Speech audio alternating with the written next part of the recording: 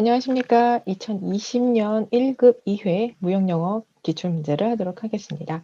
1번 보겠습니다. 와, 1번 문제가 엄청 긴데요. 1번부터 여러분들 기를 죽이려고 하는 것 같은데 여러분들 절대 기 죽지 마세요.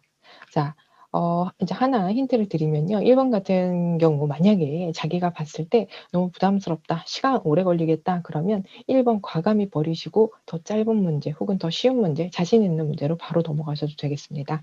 네. 아시다시피 이 무형영어 시험이 그렇게 여유롭지가 않습니다. 그러므로 이렇게 긴 내용이 나오거나 자신 없는 내용이 나온다? 그럼 일단 버리고 다른 것부터 하기. 네. 자, 그럼 이제 1번 같이 풀어보도록 하겠습니다. 1번 여기서 뭐라고 했냐면 완전 합의에 대한 그러한 조항으로 가장 적게 나타낸 것, 즉 이거랑 관계없는 것을 골라라 라고 얘기하고 있습니다. 자, 1번 볼게요.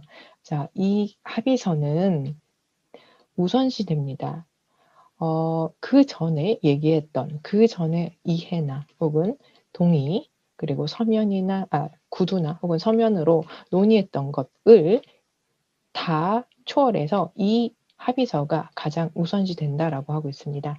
또한 이 합의서 유일하다라고 하는 거, 합의에 관련된 가장 오직 유일한 내용이다라고 하고 있어요. 네, 그러면 여기서 말하는 entire agreement 조항에 관련된 내용이 맞습니까? 맞습니다. 자, 그 다음에 2번 보겠습니다. 이 합의서는 이게 가장 완벽하게, 완전하게, 가장 넓게 그리고 완벽하게 동의를 나타내고 있는 것이다. 양측이 합의한 동의를 가장 완벽하게 나타내고 있다. 또한 그 전에 논의했던 내용들은 논의했던 내용들은 중요하지 않고 바로 이것이 가장 중요한 것이다. 이것이 가장 완벽한 것이다. 라고 하고 있습니다. 그 전에 얘기했던 것들은 인정하지 않겠다라고 하고 있죠. 자, 그럼 맞는 얘기죠. 그 다음에 3번 보겠습니다. 이 합의서에서 정한 어떠한 조건이나 혹은 의무를 수행하도록 요청하는 어떤 한 측이 상대방한테 요청하는 것의 실패, 즉 어떤 일을 하라고 상대방한테 요청을 하는 것을 안 하거나 혹은 이 계약에서 얘는 위반이라고 할게요.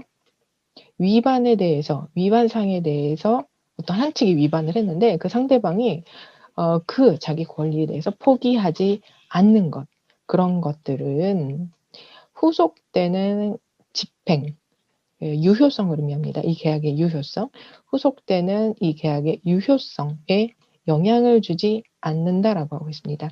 자, 그럼 이거는 이 조항이 맞습니까? 아니죠. 이거는 여기 웨이버라고 힌트가 있는데요. 이거는 포기하지 않겠다라고 하는 조항, 즉 non-waiver clause가 되겠습니다. 그래서 3번 틀렸고요. 그 다음 4번 보겠습니다. 이 합의서는 최종 내용이다라고 하고 있습니다. 그리고 이것이 가장 완벽한 것이고 그리고 독점적 혹은 배타적인 진술을 포함하고 있다라고 하고 있습니다. 그래서 4번은 맞네요. 자, 그러면 1번에 틀린 답은 3번 고르시면 되겠습니다.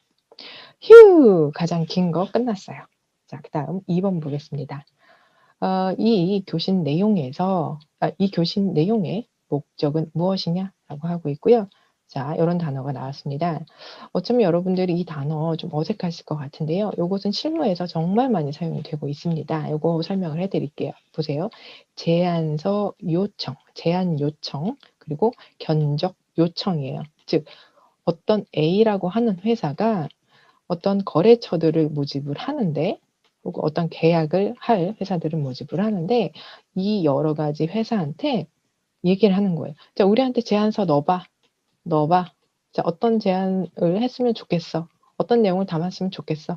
라고 하는 요청. 그것을 바로 RFP라고 표현을 하고요. 그 다음 제안한 내용에 대해서 견적서를 주세요라고 요청하는 것, 그것을 바로 RFQ라고 표현하고 있습니다. 네, 중요한 용어니까 여러분들 사회에서 나가실 것을 대비해서 미리 좀 이해를 해주고 계시면 상당히 좋겠습니다. 2번 문제에서 다시 목적을 물어보고 있다라고 하는 거 다시 한번 상기시키겠습니다. 자, 그 다음 내용 보겠습니다. 자, 마이크야.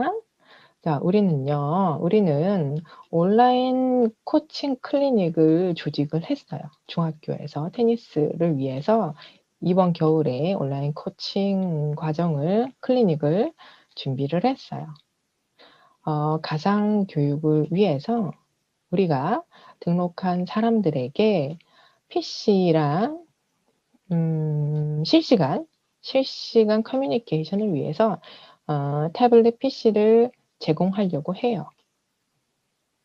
제가 우리 동료를 통해서 당신네 회사의 태블릿에 관련된 카탈로그를 봤어요. 우리가 한 번에 1000개 정도, 1000개 이상 주문을 하려고 계획 중이에요. 이렇게 대량으로 구매하면 혹시 할인이 있나요?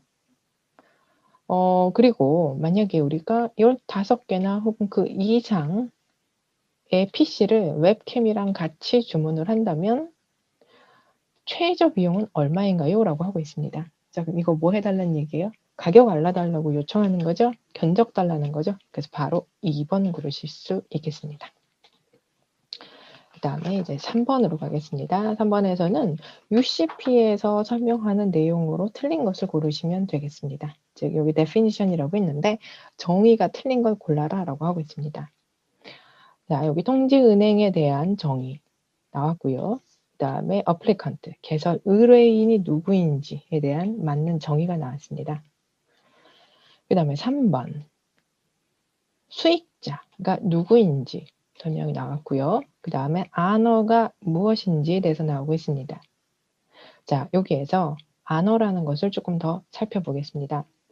UCP 혹은 우리 와우패스 교재에서 보면 안어라고 하는 것은 지급 이행으로 해석을 하고 있습니다. 이때 안어가 의미하는 것은 총 하나, 둘, 세 개가 됩니다. 강의에서도 정말 열심히 배운 것처럼 안어라고 하는 것은 일남 지급하는 것에 관련되고요. 그리고 deferred payment, 연지급 또한 인수, 여기 있죠. 인수에 관련되어 있는 내용을 의미합니다. 즉, 이 세 가지를 다 합쳐서 안어라고 하고 있죠. 4번 보겠습니다. 4번에서는 뭐만 얘기하고 있냐? deferred payment 얘기하면서 또 side payment를 얘기를 하고 있어요. 그러니까 이 문장 자체도 안어가 뭐든지 아무튼 어떤 것을 의미하는지 상관없이 지금 앞에서는 deferred, 연지급 하나는 이 뒤에서는 일남지급 하기 때문에 이 문장 내에서 하나로 설명될 수 없어서 또 틀렸고요. 그리고 또한 두 번째로 안어라고 하는 것은 이것뿐만 혹은 이것뿐만이 아니고 acceptance도 포괄하고 있는 개념이다 라고 하는 것. 네, 그래서 여러 가지 이유로 3번에는 4번이 틀렸다라고 우리는 결론 내릴 수가 있겠습니다. 4번 틀린 걸로 체크하세요. 체크. 자, 그 다음에 이제 4번을 좀 보도록 하겠습니다. 이게 의미하는 것이 무엇이냐라고 하고 있는데 이거는 어떤 다큐멘터리 크레딧이에요. 즉, 화환 신용장입니다. 근데 이게 가능하게 해요.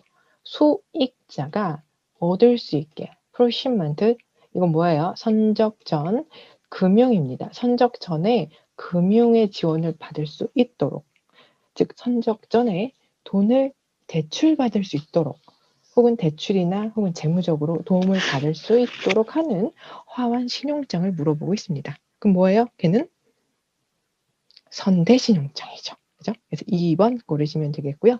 자, 스탠바이 보증신용장, 리볼빙 회전신용장, 4번은 백투백이니까 동시발행 신용장 이렇게 정리하도록 합니다. 그리고 5번.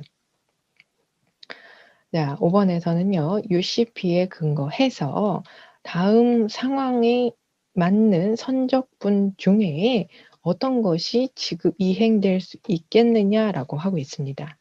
지금 제시에 의해서 지급 이행될 건데 어떤 선적분에 대해서 돈 받을 수 있겠느냐라고 물어보는 거네요. 자, 신용장이 있고요. 그 다음에 이 신용장은 16만 불짜리라고 합니다. 그리고 이 신용장은 요구를 하는데 바로 인스톨먼트 쉬먼트를 요청합니다. 인스톨먼트 쉬먼트가 뭐죠? 얘는 뭐예요?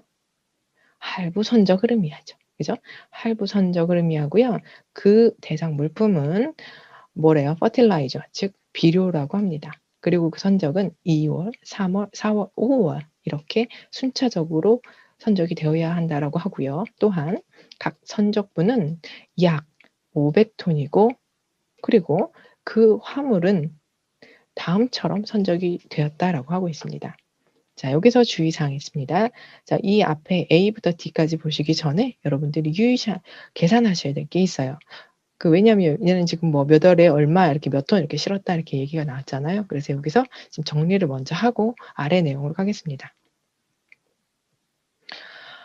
UCP에서 규정하는데 이런 about이라는 표현이 나왔다 그러면 그것은 약이라고 해석을 하고 있습니다. 그러면서 숫자로 정하면 이때는 이 about 다음에 나온 그 수량에 대해서 10%의 변차를 인정해 주는 것으로 하고 있습니다.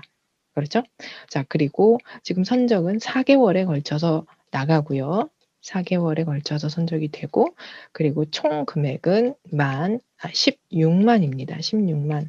그러므로 한 번 화물은 약 4만 불 정도의 물품의 금액을 가질 것이다라고 유추할 수가 있죠. 그죠? 자, 그럼 이제 A 상황 보겠습니다. A는 2월에 450톤 선적이 됐다라고 하고요. 그때 금액이 나오고 있습니다. 자, 유의하실 거 about은 10% 변차를 이해한다. 그럼 여기서 10%는 50톤이죠. 그래서 물량 이상이 없습니다. 그렇죠? 그리고 2월에 선적해야 되는 거 맞습니다. 또한 금액적으로 보면 이 4만 불의 10% 변차를 감안을 하면 3만 6천 불로 나가도 이상이 없습니다. 그래서 A는 오케이. 돈 받을 수 있습니다. 자, 그 다음에 이제 두 번째 선적분을 보겠습니다. 550톤 나갔어요. 네, 그래서 물량 10% 추가됐으니까 오케이, 그것까지 오케이. 그리고 4월 12일에 선적이 되었습니다. 자, 여기서 주목해 주셔야 되겠습니다. 뭐냐, 2월에 나가고 3월, 4월 이렇게 순차적으로 나가야 되는데 이 중간에 지금 3월이 빠졌죠? 그래서 그것을 위약, 즉 약속을 지키지 못한 것부터 그 후에 후속분까지는 모두 다 인정받을 수 없고요. 여기에 대해서 지급 이행 받으실 수 없습니다. 그러므로 이 경우에는 단 A만, 오직 A에 대해서만 결제를 받으실 수 있습니다.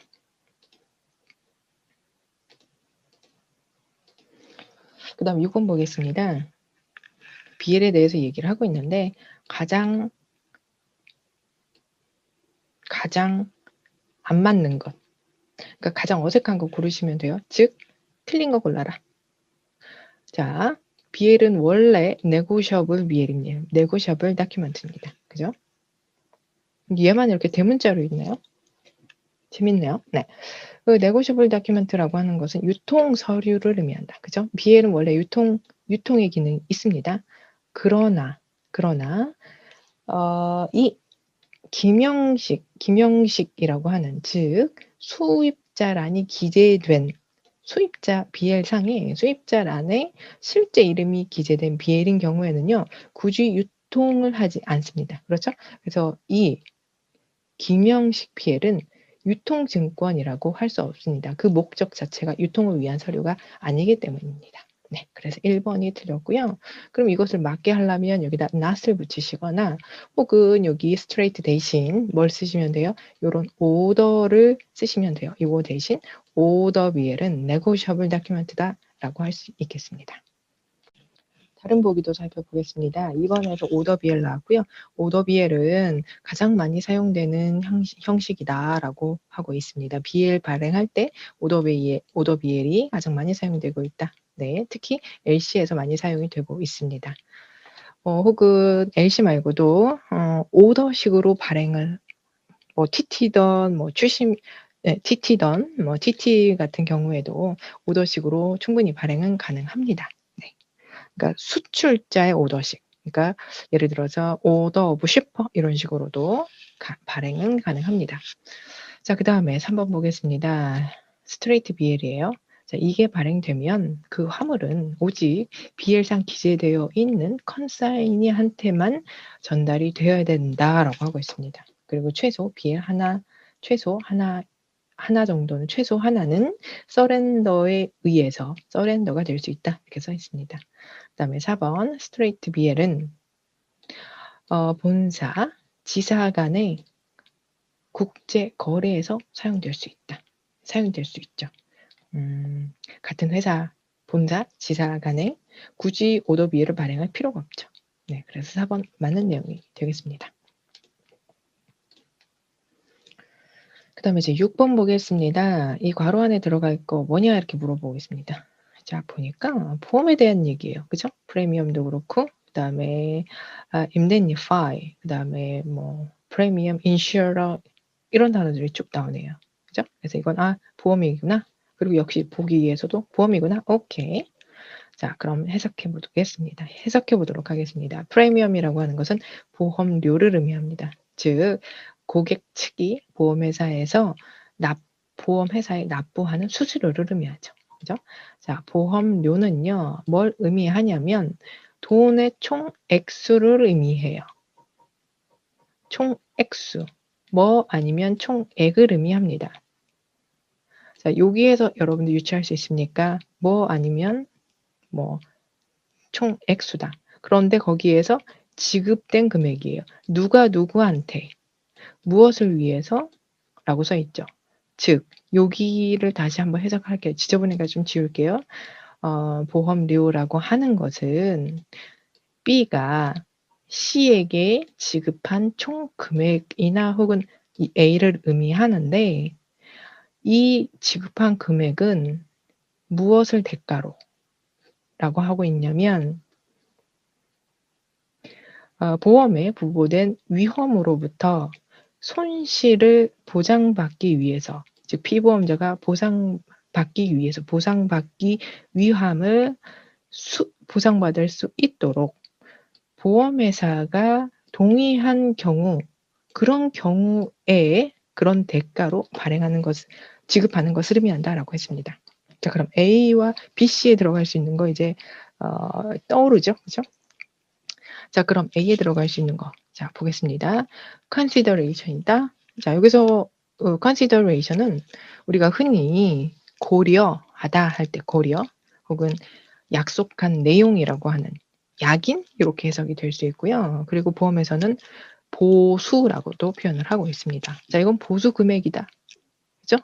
그래서 맞는 거. 그 다음에 역시 fee도 상관이 없습니다. 네, 이거 다 가능한 답이 되겠습니다. 그래서 A로는 모르겠고요. 그 다음에 B 보겠습니다. 보험, 이건 누구예요? 고객이 피보험자가 보험회사에 지급하는 거죠. 자, 그럼 B는 피보험자여야 한다. 그거 다 맞네요. 그 다음에 C. 그럼 얘는 보험회사가 되겠죠. 그럼 누구예요? 여기 어디 있습니까? 보험회사를 의미하는 insurer. 그리고 얘는 아니죠. 얘는 피보험자 다 안 되네요. 답 1번밖에 없다. 그래서 1번 고르시고요. 그 다음에 좀 더 볼 거예요. 자, 이때 보험회사는요. 그 보험료가 지급되기 전까지는 무엇을 발급할 의무가 없다. 뭐예요? 그럼 보험에 관련된 서류인 증권. 오케이. 그래서 답 1번. 8번 갑니다. 이게 무엇이냐 이렇게 물어보고 있네요. 자, 이 차터는 용선이죠. 자, 용선 조건인데 그건 뭐냐면 어떤 용선 조건이냐면 선박을 용선을 해주는, 그죠?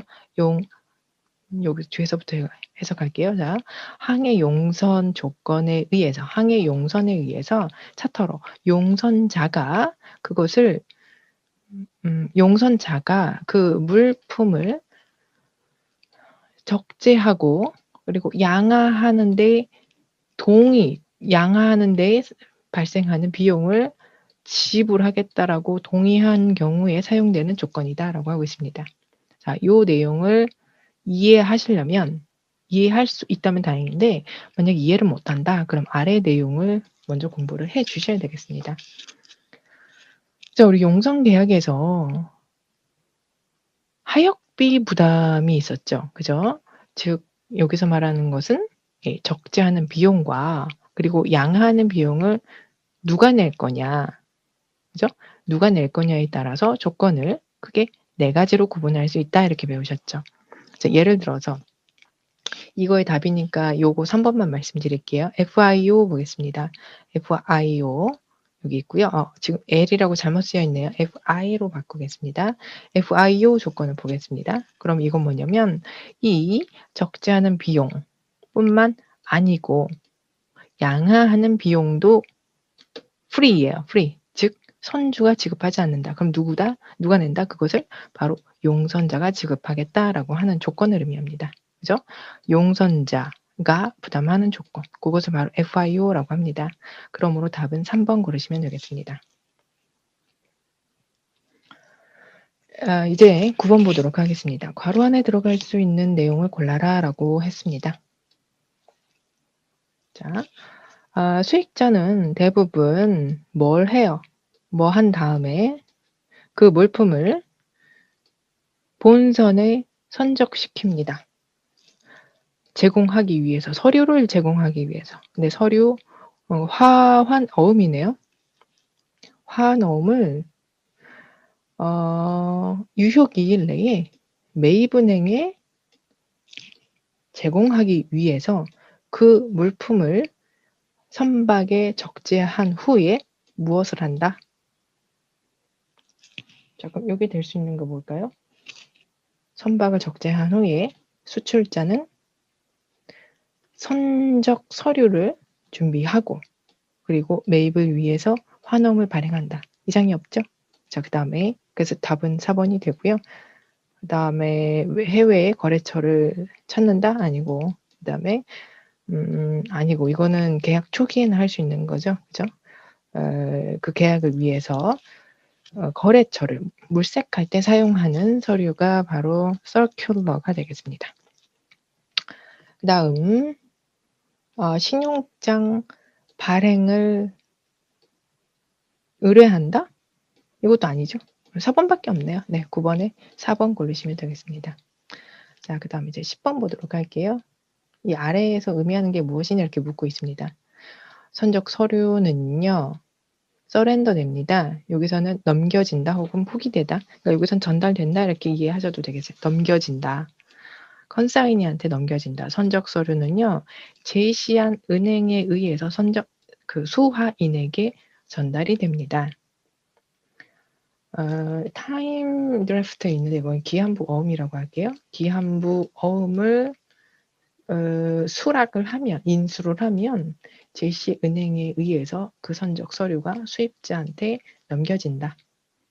그리고 그 수화인은 수입자 혹은 수화인 뭐 똑같은 얘기니까 자 수화인은요 수화인인데 그 물품의 소유권을 획득한 수화인은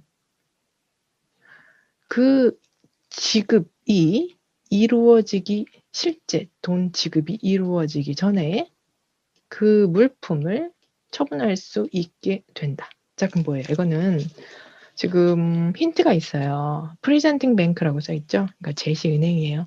이거 보면 이거는 지금 추심에 대해서 얘기하는 거구나. 그거를 이해할 수 있어야 돼요. 자, 그리고 추심 중에서도 여러분들 DP와 DA 알고 계실 텐데 수입자는 돈을 내기 전에라도 물건을 처분할 수 있게 하는 것. 그거 바로 DA 조건이죠. 그래서 1번 고르세요. 11번 갑니다. 죄송합니다. 네, 11번에 보시면 이 A 안에 들어갈 수 있는 게 무엇냐 이렇게 물어보고 있습니다. 같이 해석도 해보도록 할게요. 자, 이 거래는요. 그 물건이 선적이 되고 그리고 돈이 지급되기 전에라도 물품이 전달될 수 있게 하는 방식입니다. 그런 거래입니다. 이 방식은요. 수입자한테 제일 유리해요. 어떤 측면에서? 캐시플로우, 네, 현금 흐름이나 그다음 비용 측면에서 수입자한테 제일 유리한데 결과적으로는 수출자한테는 너무 리스크가 높습니다. 그러나 수출자는요. 컴페티티브 어떤 거를 제공할 수 있어요. 네, 그러면서 뭐라고 하냐면 수출 얘는 뭐야? 수출 신용보험?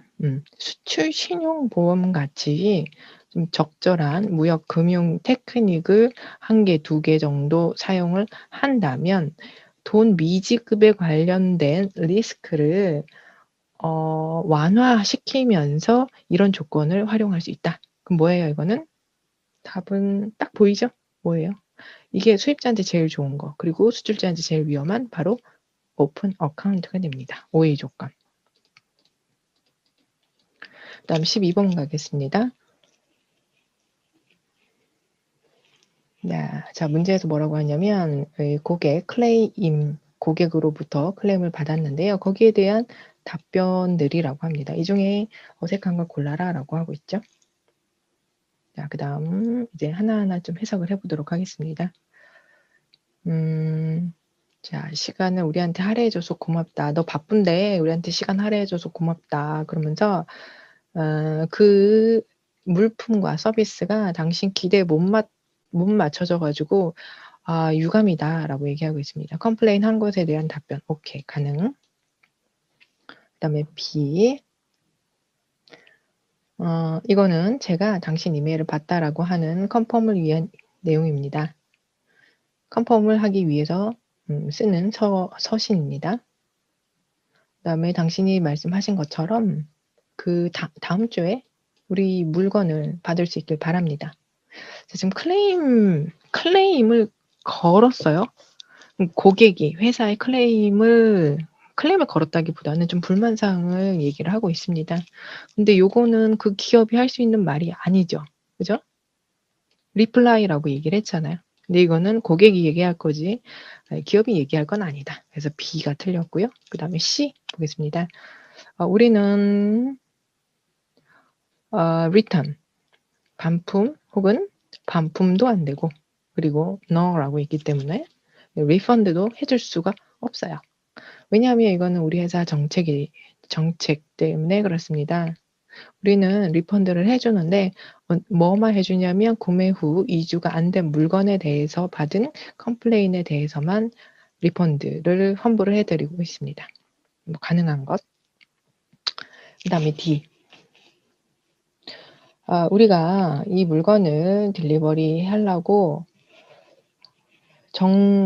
맞춰진 정시에 딜리버리 배송을 하려고 엄청 노력했는데 그 요구하신 혹은 원래 예정된 시간 내에 우리가 배송을 못 해가지고 너무 안타깝게 생각합니다. 유감스러워요. 라고 하네요. 자, 그럼 B 틀린 거 이해하셨으니까 2번으로 고르고 넘어갑니다.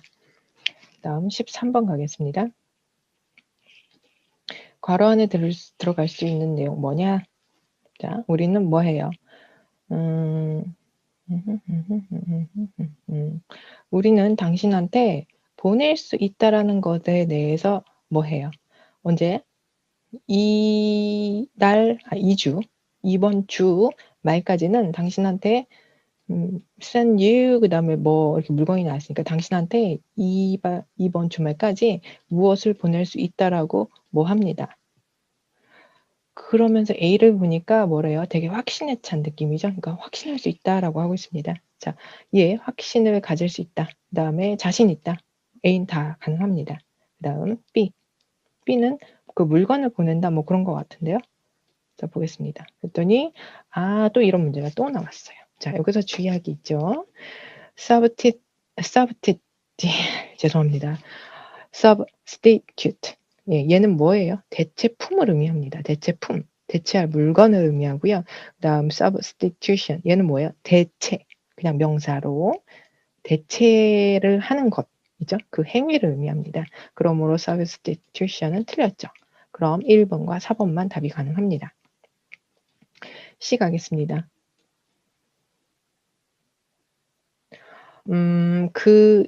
이게 뭐냐면 regularity 하지 않은 것을 의미합니다. 그러니까 이례적으로 발생한 것. 그 이례적으로 발생한 것이 뭐가 아니라는 것을 우리가 우리 힘을 보여드리고 싶어요. 그러면은 이거 뭐야? 우리는 뭐든 할 거예요. 우리는 뭐든 할 거예요 라고 써있죠. We 그러면서 do everything. 뭐든 할 것이다. 올은 어색하죠. 되게 어색하죠. 자, everything. 그러면 답이 그냥 나오는데 그럼 4번 나오겠네요. 그죠? 그 다음에 또 D 보겠습니다. 그러한 이례적인 일들이 다시 반복되지 않도록 이라고 하는 건 맞겠네요. 그죠? 그래서 4번 고르세요. 다음 14번 가겠습니다. 이 대화 내용에 대해서 지금 가장 어색한 걸 골라라 라고 하고 있어요. 자, 내용은 길지만 되게 쉬워요. 자, 저는 누구예요? 그 다음에 저는 저기 어디에서 일합니다.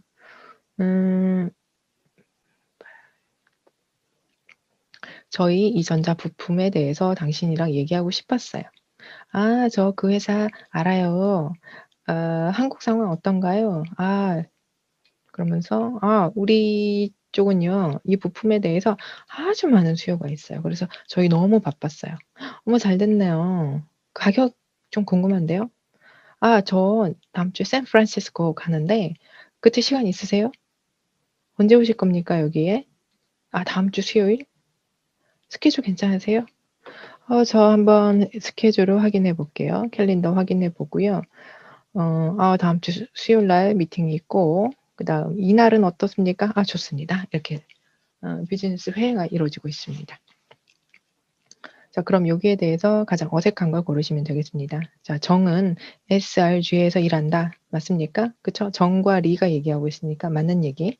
그 다음에 D. 자, 너무 쉬워서 제가 해석 안 해도 될 것 같아요. 그 다음에 이제 4번 보겠습니다. SRG에는 되게 적은, 거의 고객이 없다라고 나오죠. few도 아니고 그냥 few죠. 그러니까 거의 고객이 없다라고 했는데 고객 엄청 많다라고 그랬는데요. 그렇죠? 그래서 4번 틀렸어요. 그 다음에 15번. 네. 자, 이러한 수출 보험, 수출 신용 보험을 운영하는 회사는 한국의 어떤 회사이냐 이렇게 물어보고 있습니다. 답 그냥 바로 나오죠. 이 한 줄만, 한두 줄만 읽어도 그냥 2번 이렇게 나와야 되겠습니다. 그래도 해석을 해볼게요. 자, 국제무역에서 이 수출 신용 보험의 기관은 때때로 은행과 수출자의 가교 역할을 하고 있습니다. 재무 분야에서 아직 덜 성숙된 신흥국에서는 정부가 이러한 보험의 역할을 대신하기도 합니다. 자, 그럼 우리나라에서 수출 신용보험을 운영하는 회사 어디 있습니까? 바로 어디? 한국무역보험공사가 있겠죠. 그죠? 보험공사. 바로 K-슈어가 되겠습니다. Korea Insurance. 그죠? 자, 이렇게 해서 2번 고르면 되고요. 그 다음에 16번 가겠습니다. 이 괄호 안에 들어갈 수 있는 걸 골라라. 이렇게 하고 있죠. 자, 요 신용장은 뭐 이렇게 여러 가지 이렇게 나왔고요. 일단 크레딧 여기 신용장, 뭐의 신용장 이렇게 얘기하고 있습니다. 그러면서 이 신용장은요, 어느 은행에서도 사용할 수 있다. 매입 방식으로 사용할 수 있다. 그리고 이 신용장은 UCP를 따른다. 우리 신용장은 다 irrevocable이죠. 근데 revocable 나오면 무조건 틀렸다. 그래서 1번 아니면 3번이다. 그죠? 그리고 일반 신용장이니까 제너럴한 일반 신용장 하면 1번 고르시면 되겠습니다. 그 다음에 17번. 클레임 서류에 대해서 답장으로 어색한 걸 고르라고 합니다. 자, 1번. 자, 저희가 조사를 해봤더니 그 하자 물품이 sometimes filter. 네, 선적 전에 아주 꼼꼼하게 검사를 해도 sometimes 필터가 된다? 그러니까 걸러진다? 라고 얘기를 하고 있네요. 그죠? 물품 하자가, 그러니까 선적 전에 그 물품이 필터가 된다. 그러니까 하자가 걸러지지 않는다. 이런 얘기를 하려고 하는 것 같아요. 그죠? 하자가 발견되지 않기도 한다. 뭐 그런 얘기를 하려고 하는 것 같아요. 그 다음에 2번 보시면 근데 조금 어감이 좀 이상하다. 그죠? 그 다음에 2번 보겠습니다. 자, 이런 물건들이 여기 도착했고요. 그 다음에 그 중에 우리가 주문했던 그 사양과 품질 면에서 다른 것이 있다라고 알려드리게 되었습니다. 그래서 유감이에요. 근데 지금 7번 문제는 클레임 서류를 받았을 때 거기에 답변으로 어색한 걸 고르라고 그랬죠. 근데 2번 보기 같은 경우에는 거기에 대한 답변이 아니고 요건 클레임을 하는 내용이죠. 그래서 2번이 확실히 틀렸네요. 그죠? 그래서 2번은 그 주체가 틀렸다. 이렇게 보실 수 있겠습니다. 그 다음에 3번 보겠습니다. 우리가 그 물품을 재선적했습니다. 그 전체 물품을 재선적했고요. 그리고 인보이스 금액에 대해서 3%를 깎아드리도록 하겠다. 네, 클레임 받은 경우에 이렇게 깎아주겠다 하고 있습니다. 그 다음에 4번 저희가 조사를 해봤고요. 그 다음에 저희 측에서 봤을 때는 어떠한 실수도 발견되지 않았습니다. 우리가 그 패킹 할 때, 포장할 때 포장 검사, 그죠? 포장 검사 증명서를 첨부한 것처럼 우리는 포장을 제대로 해서 문제가 발견되지 않았었습니다. 이렇게 얘기하네요. 네. 그 다음 이제 18번. 이 상황에 대해서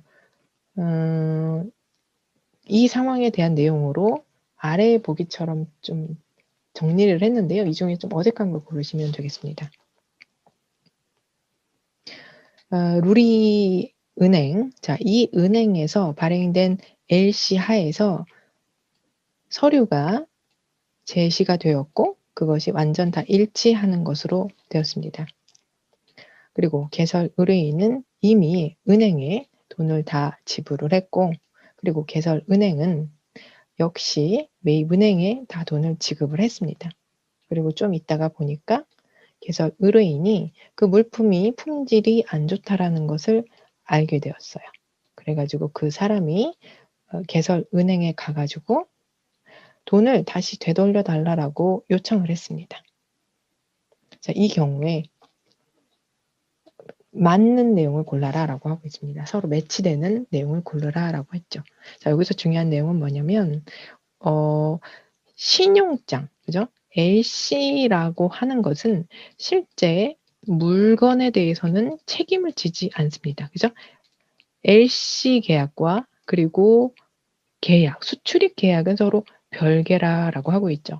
그러므로 이렇게 물건이 문제가 있다라고 해서 은행에 아무리 달려가도 은행에서는 무슨 환불이냐라고 해서 이거는 어차피 우리는 이 은행은 물건을 보지 않고 서류만 보고 판단을 하기 때문에 은행은 책임이 없다. 그러므로 수출자, 수입자 알아서 두 분이 문제를 푸세요라고 하겠죠. 자, 여기에 관련된 내용. 자, 보겠습니다. 은행은요, 리펀드 해줄 의무가 없다라고 해석할 수가 있겠습니다. 맞는 내용이죠. 다음 19번 가겠습니다. 자, UCP에 의거해서 인보이스가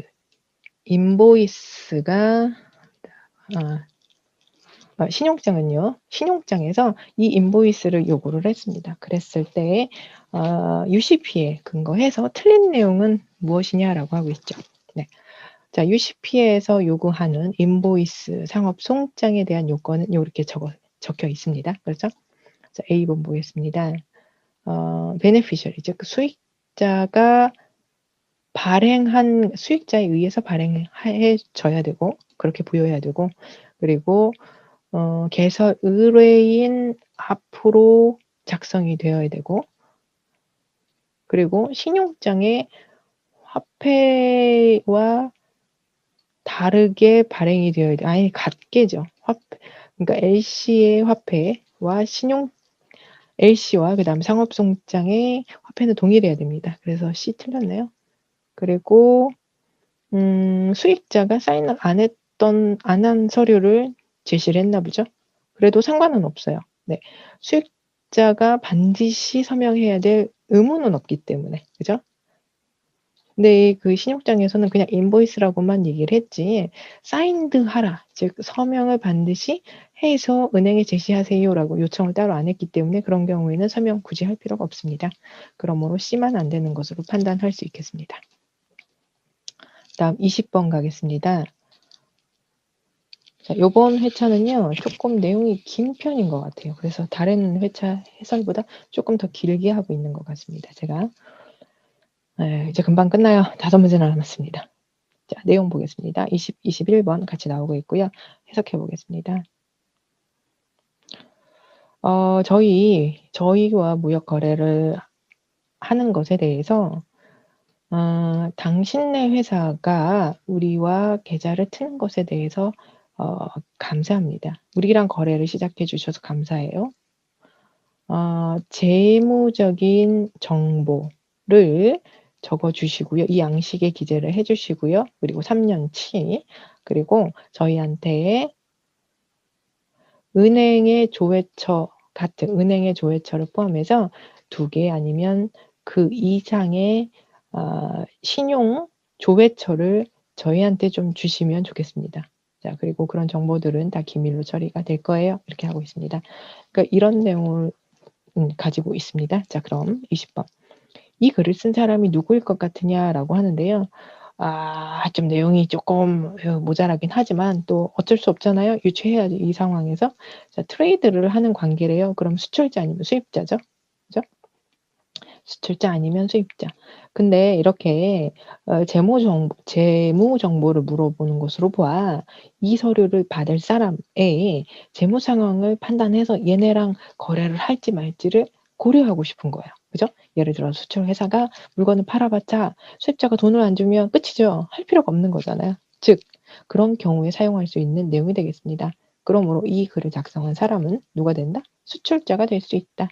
자, 그다음 21번. 자, 여기에서 말하는 financial information에 적용될 수 없는 것은 무엇이냐라고 하고 있습니다. 그러니까 이런 재무 정보가 포함되는 서류가 아닌 것 이렇게 물어보는 거라고 보시면 돼요. 자, 다른 회차에서도 간혹 나왔었는데요. 기업의 재무 정보는 우리나라 말로는 현금 흐름표, 그리고 손익계산서, 대조표가 대표적입니다. 그리고 각자 영어 이렇게 표현을 합니다. 그럼 이 중에 여기에 없는 것, 환원? 이거 사실 몰라도 아니 환원에 재무 정보가 기재되어 있습니까? 그리고 지금 무역하는 것도 아닌데, 그죠? 네, 그래서 이거 몰라도 이거 찍을 수 있다라고 하는 거. 그래서 답 골랐고요. 그다음 22 21, 22 오케이. 22번, 23번 살펴보겠습니다. 오케이. 이제 해석을 해 보도록 하겠습니다. 저희가 substantial order 여기는 저희가 되게 대량 주문을 하려고 해요. 예. 추후 몇 달 이내에 대량 주문을 당신네 회사한테 할 거예요. 뭐 아시다시피 우리는 최근 2년 동안 지난 2년 동안 당신 회사에 많이 주문을 했고요. 그리고 그때그때 빨리빨리 정산을 했습니다. 결제를 했다 그 말이에요. 이렇게 빨리 정산해 드린 그런 것들이 당신 회사가 우리 회사를 이해하는데 좀 도움이 됐으면 좋겠어요. 즉 우리의 명성 혹은 우리 신뢰를 구축하는 데 좀 도움이 됐길 바랍니다. 자, 그리고 만약에 그런데도 불구하고 만약에 필요하시다라고 한다면 저희가 리퍼런스를 드릴게요. 조회할 회사를 추천 회사를 드리겠습니다. 그리고 추후에는 분기마다 결제할 수 있게 하면 안 될까요? 즉 3개월마다 즉 분기마다 똑같은 말이죠. 분기마다 결제할 수 있도록 하면 안 될까요? 이때까지는 껌껌이 맨날 그때 결제를 했는데 이제부터는 3개월치마다 결제를 하면 안 될까요? 라고 묻고 있네요. 22번 갑니다. 여기 settled promptly 라고 써있죠. 자, 그때 결제를 바로바로 했다라고 하는 거, 그것과 관련이 없는 것, 자, 요거는 그때그때 바로 돈 냈어요. 자, 요 debit이라고 하는 것은 여기서는 인출한다라는 뜻이에요. 스케줄에 따라서 인출했다라는 거죠. 그래서 틀렸고요. 그다음 23번. 이 위의 내용으로부터 유추할 수 있는 내용이 무엇이냐라고 하고 있습니다. 자, 여기서 피터라고 하는 사람 누구예요? 자, 피터가 이 서류를 받는 사람입니다. 여기는 이 서류를 작성한 사람 누구예요? 수입자죠. 수입자. 그럼 얘는 누굴 것이다? 수출자. 물건 파는 사람. 그죠? 그래서 바이어가 아니고 셀러일 것이다. 셀러. 그다음 2번. 첫 주문이 아니고 대량 주문이라고 그랬죠? 그래서 요거 틀렸고. 3번. 리퍼런스는요. 바이어 측이 수출자의 신뢰가 두려울 때, 우려스러울 때 제공될 수 있다라고 했는데 바뀌었네요. 자, 셀러가 걱정하기에 바이어의 신뢰가 걱정될 때 이 조회처가 제공될 수 있다. 그죠? 그 다음에 4번. 셀러는 이 요청이 수락된다면 셀러는 이제부터 인보이스를 분기를 기준으로 발행할 수 있다라고 하고 있습니다. 그죠? 여기서 말한 인보이스는 상업성장이 아니고 청구서를 의미합니다. 3개월마다 청구서를 발행할 것이다. 맞는 내용이죠? 네. 자, 그래서 4번. 예, 24번 가겠습니다. 자, 여기서 어색한 걸 고르세요. 알려드려서 죄송한데요. 예상했던 금액이 우리 미국 제조 측에서 예상대로 금액이 올라가지고요. 우리가 모든 수입한 신발의 가격을 올릴 수 있는 것 말고는, 금액을 올리는 것 말고는 다른 방법이 없습니다. 이거 이상하다, 그죠? unexpected, 예상하지 못했던 가격이 올라서 그래야 되겠네요. 그래서 24번엔 1번 고르시고요. 나머지는 해석 오른쪽에 있으니까 여러분들 참고하세요. 여러분들 영상을 시청하는 시간을 줄여드리기 위해서 가능한 효율적으로 하고 있습니다. 와! 마지막 문제 25번 보겠습니다. 이 밑줄 안에 들어갈 수 있는 걸 골라라. 그러면서 딱 이 단어가 나왔습니다. 바로 P&I 보험이죠. 요거 우리나라 말로 하면 상호 선주 보험이라고 하는데요. 여기 써 있네요. 선주 상호보험. 그러니까 배 주인들끼리 자기네끼리 운영하는 보험이에요. 왜냐, 이 선박에 대해서 보험을 들더라도 보험회사가 보장해주지 않는 위험이 있어요. 그리고 보장을 해주더라도 금액이 조금 적어요. 그래서 선주들끼리 자기네가 조합같이 만들어가지고 보험을 직접 운영을 합니다. 그래서 자기네가 돈을 납부를 하고요. 그리고 이런 선주들이 보험을 가입을 하고 사고가 나면 이 같이 납부된 그 기금을 통해서 보장할 수 있도록 운영하는 그런 보험을 의미합니다. 그것을 바로 P&I 보험이라고 합니다. 자, 이 P&I 보험에서는요, 이런 것들을 커버합니다. 담보하고 있습니다. 네, 1번. 항해에서 일반적으로 일어나는 손실. 이거 담보 안 한. 잠깐만요. 요거는 아마 그 화물 얘기하는 것 같아요. 항해 중에 그 화물에 생긴 일반적인 손실을 의미합니다. 요거는 P&I에서 보장하진 않고요. 제가 지금 순서를 잘못 말씀드린 것 같은데 뭐냐면 P&I를 조금 더 말씀드리도록 하는 게 좋겠어요. 자, P&I 보험 제가 미리 적어놨으니까 좀 보세요. P&I 보험이라고 하는 것은 아까 말씀대로 선주끼리 드는 보험을 의미합니다. 근데 그걸 왜 들으냐? 아까 말씀드린 것처럼 보험회사가 보장을 하지 않거나 혹은 보장을 해주더라도 그 보상금이 너무 적은 경우를 대비해서 운영하고 있는 보험이 됩니다. 자, 그러면 우리가 지금 탐구해야 되는 내용이 뭐냐? P&I 보험에서 보장 안 해주는 게 그럼 뭐가 있냐라는 것을 보겠습니다.